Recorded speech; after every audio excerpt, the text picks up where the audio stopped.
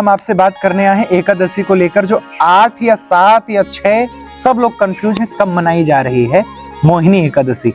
तो आपको कंफ्यूज होने की जरूरत नहीं है। आप ना तो 7 को मनाइए, ना 6 को मनाइए, ना 9 को मनाइए, मतलब आप 8 तारीख को मोहिनी एकादशी का व्रत धारण करिए।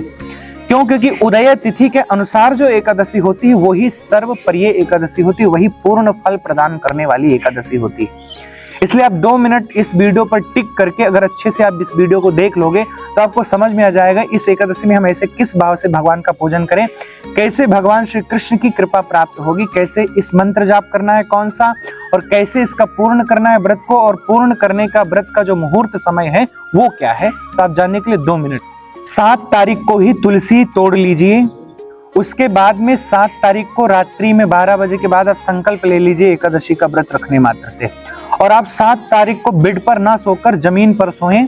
और उसके बाद में आप 8 तारीख को ब्रह्म मुहूर्त में उठ जाइए। ब्रह्म मुहूर्त में उठने के बाद में सुंदर स्नान आदि करके स्वच्छ पीले वस्त्र धारण कर लेना है, और पीले वस्त्र धारण करने के बाद में बड़े प्यार से बड़े स्नेह से आपको ठाकुर जी की सेवा में सम्मिलित होना है। ठाकुर जी की सेवा करने के बाद आज सुंदर से वस्त्र लाल जी को धारण करवाइए, और सुंदर से लाल वस्त्र धारण करवाने के बाद में प्यारे से लाल जी को सामने आसन डाल करके आप इस मंत्र का जाप अवश्य करिए कृष्ण के सामने। क्या है? श्री कृष्ण शरणम मम।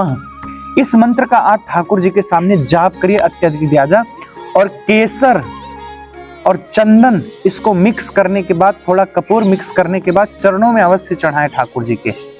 इसके बाद में आप किसी गरीब को दान दीजिए, गाय माता आई हैं तो उनको चारा देकर उनकी सेवा कीजिए, और अत्यधिक नाम संकीर्तन आप अवश्य करिए।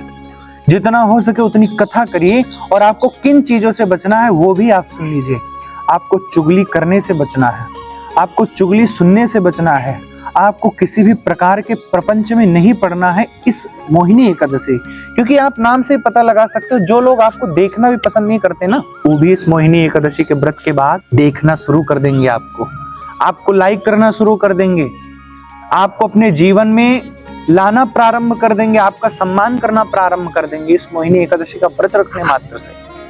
इसके बाद में आप बड़े प्रेम से अपने घर में फलाहार बनाकर भोग लगाइए, उसी का पालन करिए, उसी को खाइए। आप अपने घर में चावल बिल्कुल मत बनाना। आप कहेंगे कि आपके घर में अगर बच्चे हैं स्कूल जाएंगे तो उनके लिए क्या बनाएं? उनके लिए भी कूटू की पूड़ियां बना दीजिए, आलू की सब्जी बना दीजिए। एक ही दिन की तो बात है, एकादशी व्रत रखने से उनकी बुद्धि विकसित हो जाएगी। उसके बाद में आप बड़े प्रेम से इस व्रत को रहिए, और 9 मई को इसका मुहूर्त का जो शुभ समय है वो भी आप जान लीजिए। 9 मई को सुबह 5:34 से लेकर के 8:15 के मध्य में आपको एकादशी का पारण कर लेना है। उसके बाद द्वादशी प्रारंभ हो जाएगा, और द्वादशी के दिन एकादशी का कोई महत्व नहीं हो पाता है। इसलिए इसका व्रत का पूर्ण लाभ लेने के लिए आपको एकादशी का व्रत जो है ये पूर्ण समय आपका 5:34 से लेकर के 8:15 के मध्य में आपको पारण करना है। आपको ये वीडियो कैसी लगी? एकादशी के व्रत को लेकर के, बातों को लेकर के आपके मन में जो भी प्रश्न उठ रहा है वो आप कमेंट बॉक्स में लिख दीजिए, और उसके बाद बड़े प्रेम से, बड़े श्रद्धा भाव से आप बड़े प्रेम से इस वीडियो को लाइक कर दीजिए, और कमेंट बॉक्स में जय श्री कृष्णा अवश्य लिख दीजिए, और शेयर तो सब तक कर दीजिएगा अगर आप जलते नहीं हो तो। जय श्री कृष्णा।